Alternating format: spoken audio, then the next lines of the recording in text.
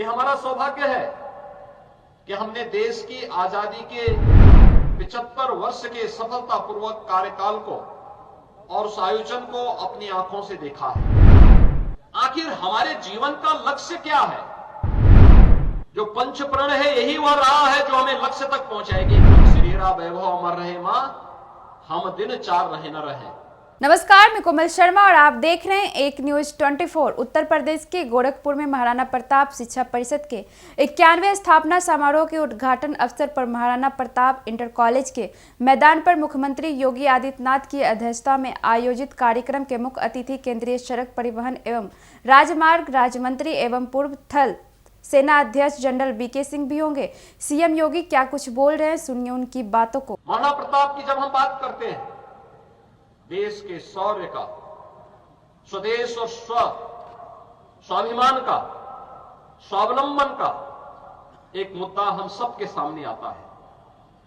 ये हमारा सौभाग्य है कि हमने देश की आजादी के 75 वर्ष के सफलतापूर्वक कार्यकाल को और उस आयोजन को अपनी आंखों से देखा है। आजादी का अमृत महोत्सव, प्रधानमंत्री मोदी जी ने देशवासियों को आजादी के अमृत महोत्सव के मुख्य महोत्सव में एक बात कही थी और कही थी पंचप्रण की। आखिर हमारे जीवन का लक्ष्य क्या है?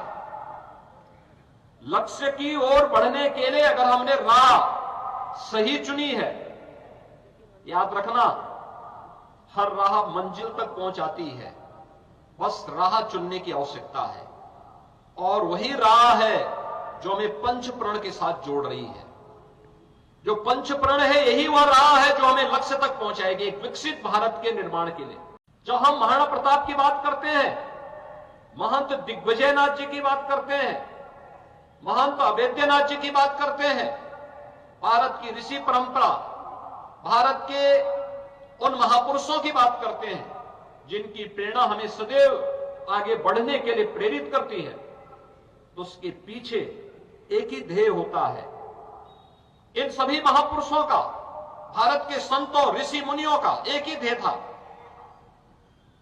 और वह ध्येय था किड़वंतो विश्वार्यम का।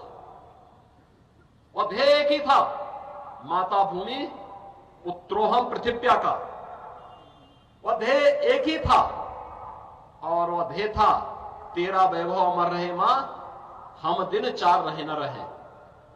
और वही लक्ष्य को लेकर के जब राष्ट्र प्रथम के भाव के साथ हर व्यक्ति काम करे, कोई कारण नहीं। प्रधानमंत्री जी ने 25 वर्ष का कार्यकाल एक तय किया है। अगर 142 करोड़ की आबादी एक साथ मिलकर के इस लक्ष्य को प्राप्त करने की दिशा में अग्रसर हो जाए, तो उससे पहले ही भारत दुनिया की सबसे बड़ी ताकत के रूप में स्थापित हो सकता है।